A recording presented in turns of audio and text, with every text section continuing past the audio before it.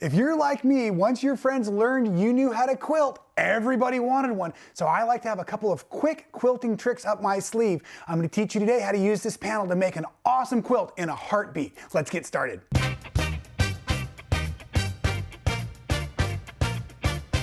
I'm going to walk you through a couple of really quick ways to dress up a pre-printed panel. Now, you know I love the panels because they're great for applique, they're great for practicing our stitching on, but they're also a wonderful way to make a quick gift in just a few hours. Unfortunately, we don't get much quilting time on these. So real quick, let's talk about some of the things we're going to use as I walk you through both the borders and the Trapunto and the machine quilting today. So let's get started. I'm super excited. For the machine quilting, I always use my Machingers gloves and the Sew Slip Mat. That's going to make the bed of the machine glide. So we're going to need these in a little bit. So I'm just going to set them aside for right now.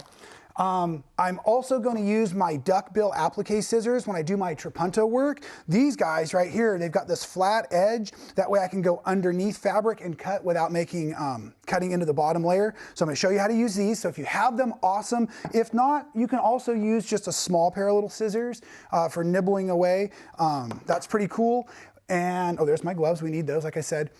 So let's now start talking about prepping the panel with our borders and our inner flanges before we do our Trapunto work. So I have created a quick tip on how to put on an outer border and this inner flange. Now this flange here, hopefully you can see it, is a nice three-dimensional piece, and it is stitched in at the same time that I put on the blue outer border so that if I don't sew perfect, when I open this up, you wouldn't see the sewing that would hold the yellow in place. So basically, I'm trying to tell you, I have stitched the blue through the yellow to the background panel, and I've done this all the way around the panel to create a nice border. And the flange, I often choose a color that is a pop color. So follow me for a moment to the quilt, if you will. One of the things that I loved about this particular panel was the glowing of the moonlight through here, the elements of the snow, the glowing in the windows at the church and all of this.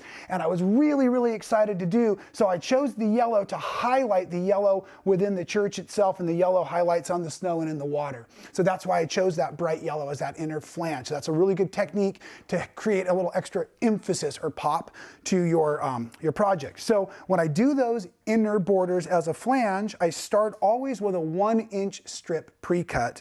And I basically will then take and press it with my right sides out, and it's basically set inside, as I said earlier, and stitched in when I put my outer border on. Use whatever size outer border you like. These particular ones are about 3 inches, and I do a little bit of my math to make sure I don't go over 44 inches wide so that my backing fits. Just another easy trick. So you'll need a little bit of yardage for that. Put those on, and this works with any panel, of course. Now, I also have another video I've put out in our free motion series on doing Trapunto. Now, Trapunto, if you do not know, is the technique where you've added extra batting to the back of your whatever quilting you're doing. And in the first video I did, we basically made a sewing machine, the Man Sewing logo, come to life through the thread and through the batting in Trapunto. But today we're using Trapunto to embellish our scene. So we want to consider, what are we doing in our scene before we know where to put our Trapunto down? So let's talk about our panel with a little bit more of an artist's eye instead of a construction eye here. So what I'm going to look at is I want to create elements of loft in the project. So the church itself and these trees I have over here and the trees I have over here and this snowy area down in here is what I want to have the most lift in the project. This water area down here and the background of these trees behind the church I want to be the flattest so that everything works together to create additional perspective in the scene, right? We can do it with our thread color choices, but we're going to prepare ourselves by putting batting. Now, I have scraps of batting that I keep laying around so we can literally put chunks around. Trapunto is often done by using polyester batting in the back. But what I wanted to do is just test what would happen if I used a few layers of cotton batting. So this is actually scrap. So for me, it would be 80% cotton, 20% polyester, because that's what I love. And I actually did use 2 layers. And now what you can see, I've already been doing some of my pre-cutting, is I stitched basically around all of that snowy tree that I wanted. You can see here the outside of the church. Maybe down in here you can see where I've already cut away where that water's going to be. So that's the area that I don't want any loft in. So we do all of the sewing work, getting all of our batting, whether it's a couple of big chunks, a bunch of scraps, whatever we need in place, and then we're gonna go ahead and we're gonna cut away so we have places for our machine quilting. Now the cutting away trick is pretty cool, and this is where these flat scissors come in real handy. And the way these are designed to be used is what we're gonna do is we're gonna use this flat bill portion underneath the area we're cutting so that I don't cut into the bottom fabric or that panel. And then I'm gonna use this and I'm gonna just kind of slide and I'm lifting. Now the batting always wants to grab your scissor blade. There's no way around that really. But so I just kind of work my area, but I left this piece intentionally to show you that it's not always gonna be real easy to get into these small areas. So that's where I'll go ahead and I'll take my little scissors as well. And with my little scissors, I really just kind of nibble. So this is a little thing you're just gonna work out for a little bit. And the machine quilting, you're gonna push up against this batting on the other side. But if you don't cut perfectly along the threads, no one will ever be able to tell because that's part of the loft, especially in this snow scene, because that snow is gonna have a graduation in its elevation. And now I sound really smart, don't I? Or maybe it's just the glasses that make me look so smart. I'm not sure. Anyways, there we go. I've cut this away, and now basically everything is ready to begin my machine quilting process, but I need to get my backing and I need to get my batting underneath here. So I'll be right back to show you that, and then we're gonna fire up the machine and get this free motion done. Hey, thanks for waiting for me. I wanted to make sure I got plenty of safety pins in the basting. And basting, in case quilting is really new to you, is the conversation of putting together our backing layer. So I've got my backing here, and then I had all of my batting. So that's one full piece of batting you can see floated around all the edges. And then the quilt top, the panel scene, all of that Trapunto prep work is all in place. I use a curved safety pin to hold all three layers together in the quilting process, and I'm going to still start on the quilting process as near the center as possible.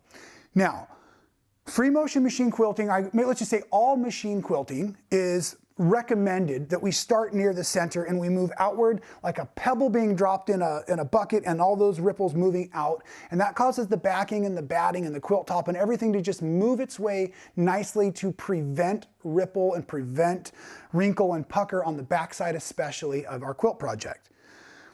Today, we have this batting extra, and we want to be able to quilt around the whole church scene to trap that batting in there intentionally.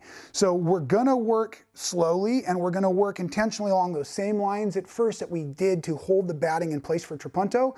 So my first safety pin I put in the center-ish of the quilt is here, and I'm gonna sew along this line. I want to be able to leave this pin in place as long as possible because I want to be able to hold all these layers. Something else I want to point out real quick before we start the machine quilting, when you have borders and everything secured and a lot of this flat area out here, this happened on both of these panels and it's happened for me many a times, it looks like it's kind of rippled, but again, what we're doing is we're going to massage this batting in our favor. So once we get up to this area, it will flatten down. So I actually have not pinned my outer borders at all because I want to leave plenty of space to let that extra batting push its way out as we go.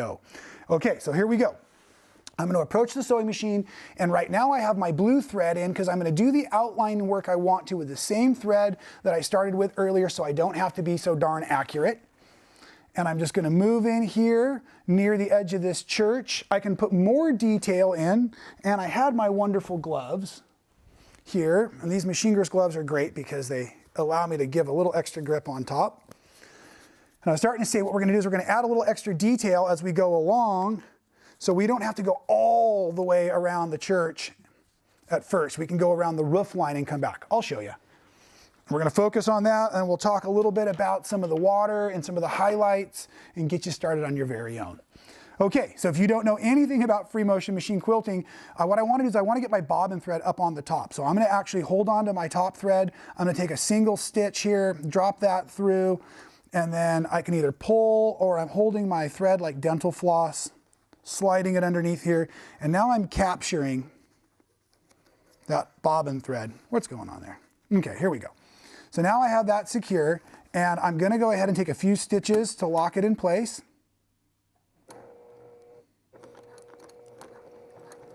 And then we're just going to go ahead and free motion machine quilt along the snow on the roof line.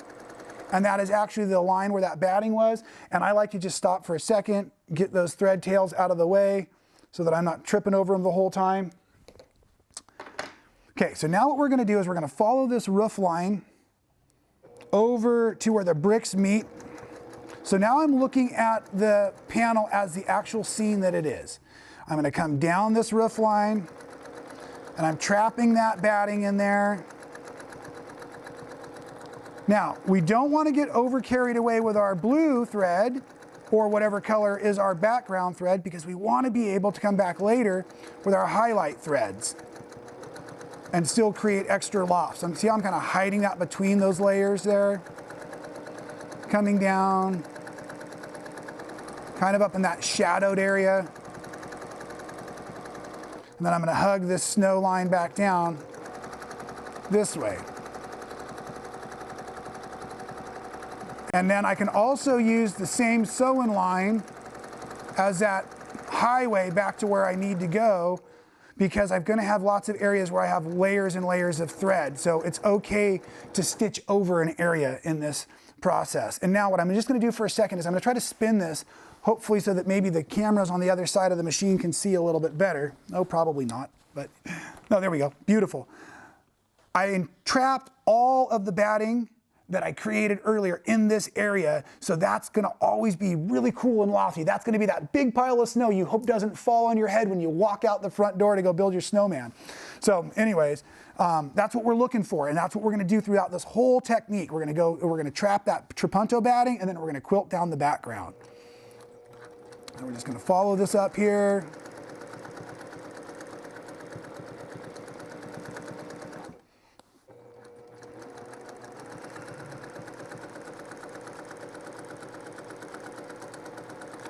A little further.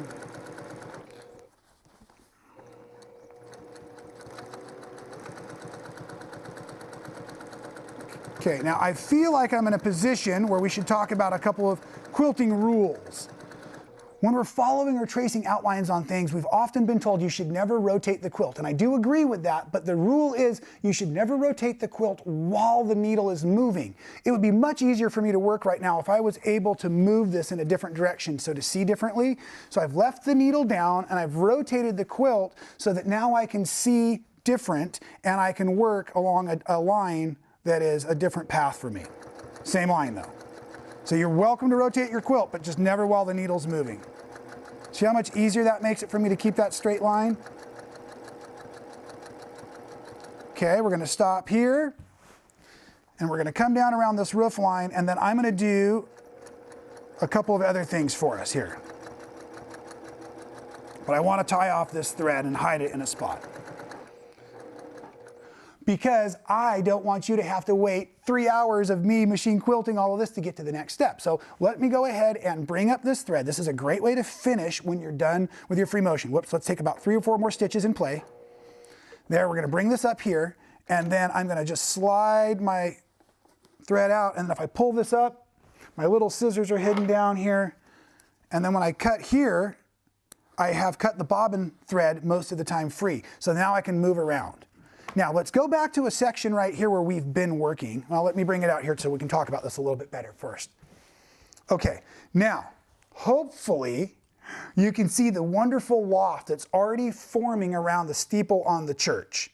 So again, we're just gonna go all the way around the church. We're gonna go all the way around that snowy tree, but I wanna show you how to deal with this background area while I've still got your attention. So what we're gonna do now is we've already sewn the batting down in this area, so let's work in this area also. I'm gonna pull the safety pin out, put it back in my bowl, and let's bring that right back under the machine, and now we're gonna change our technique a little bit.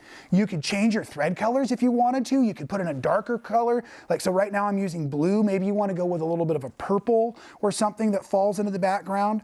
And now what I'm gonna do is some basic, what would be like stippling, but I'm gonna follow the snow on the trees. And it's gonna crush down the backing even more. So I'm gonna bring up this needle to bring up this bobbin thread here, like we do every time we start and stop. Drop that back down. And now what I'm gonna do is I'm gonna lock these stitches in, and I'm gonna do some really micro quilting. You see how I'm following around that snow that's on the tree in the background? But in this dark area, I'm gonna really stitch it down because what that does is I come up against the area where the roof line was on that steeple, is it's really causing the batting that I left behind to stand up tall. It's a really neat technique, and it sure dresses up these quilts like this. And it's a lot of fun as well. So we're just going to do our micro stippling in the background, but you can just follow the tree line. You don't actually have to do actual stippling. Watch, I'm just going to come up here, and I'm just going to follow the shadow of that tree in the background. Now, one thing I am going to recommend is you don't get too carried away with your decorative stitching here, because this is the background, so we don't want to show it off too much. You can also play with different kinds of threads. Polyester threads have more of a sheen, so maybe on the yellow on the windows, a poly thread would be awesome to use. But the cotton thread here in the background, it's a flatter color, more of a matte finish. So that's a really nice choice to use to make things not show up so much, but still get the quilting to hold everything down. So that's one technique now. We're just going to do this in the background around all the layers, and let's start talking about a little bit of what we call thread painting in the water area. This is really cool. But I'm going to go ahead and stop sewing here, take a few stitches to lock it, bring that back up, do the same thing we did earlier, and I want to quickly change to a yellow thread. Now, I use the same color bobbin that I've used throughout the whole process. But if you wanted to change bobbin threads, you certainly could. There would be no problem with that. So I want my nice bright yellow here. And one of the things I do on any machine that has a big series of loops instead of clips for thread guides is I just tie it on and pull it through. So I can do it while my gloves are on. And a lot of us that have quilting machines like this Jane or the Jukies or the Baby Locks or the other Brother 1500s, those kinds of machines they have that are set up. So see how fast that was? Like my Pfaff Grand Quilter that I grew up quilting on. I love that old machine. Just don't make those anymore. All right, here we go. I'm going to thread that real quick, gloved and all. Oh, first shot. It's my lucky day. Okay, so now we're all set up with that. Now what I'm going to do, of course, I want you to make sure you get all of this sewing down here in this snow first. Always working from where you have quilted to where you're going to be quilting. That way you're working with the loft. But I want to show you how to handle this fun watery area down here. And so what I'm going to do is I'm just going to cheat a little bit. So in order to do that, I'm pulling this fabric really taut right now to make sure I don't create any new ripples or puckers. And what I want to do is I'm going to start, let's see, right where I see these highlights. Let's start right here. I'm going to take that stitch down. Bring that bobbin thread up.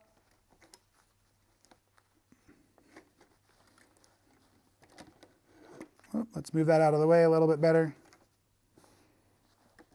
Okay, here we go. We're going to start here, take a couple stitches, lock it down. And now as I go around in this water area, I do want to cut that thread tail. I do not want to stitch these thread tails down in this area because I'm going to lay down a lot of little stitches real quick here. And I'm going to follow this white. I don't want to add too much highlight because this highlight, this yellow, is the reflection in the water of the lights in the church. So don't get too carried away adding too much yellow where you don't see it already in the design or the print. But you certainly can add a little extra highlight in here. So we're just going to follow like it was the water itself. So I'm just going back and forth in the water. And if I need to get another area, I can go backwards this way. But you see they're just kind of like little zigzag here. And here I'm going to put on one little highlight out here. Again, I don't want to go too far out there. And I can follow these lines. So this is going to be a lot of this little stitching. What this does for us is one is it allows us to float these pretty colors in here. But it also, again, it's pushing all of this fabric down on the one single piece of batting, which adds so much loft to that background trapunto work we've done, which makes this just an awesome, awesome looking panel when we're done. So I tell you what, while I zone out on this here and I start getting lost in my sewing, you better pull me back into reality, and let's go ahead and wrap this up so you can get started in your own sewing world. So again, I just want to encourage you to look deep into some of those fantastic printed panels that are out there.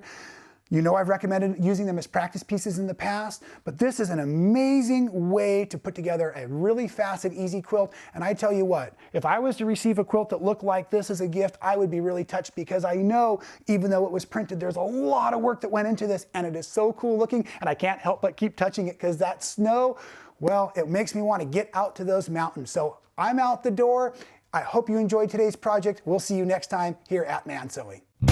Thanks for being a Man Sewing fan. It's great to have you out there encouraging me to create fantastic new content. If you've missed any of the videos, we've got links for you here and here. And while you're checking those out, make sure you're subscribed. We don't want you to miss any of the action.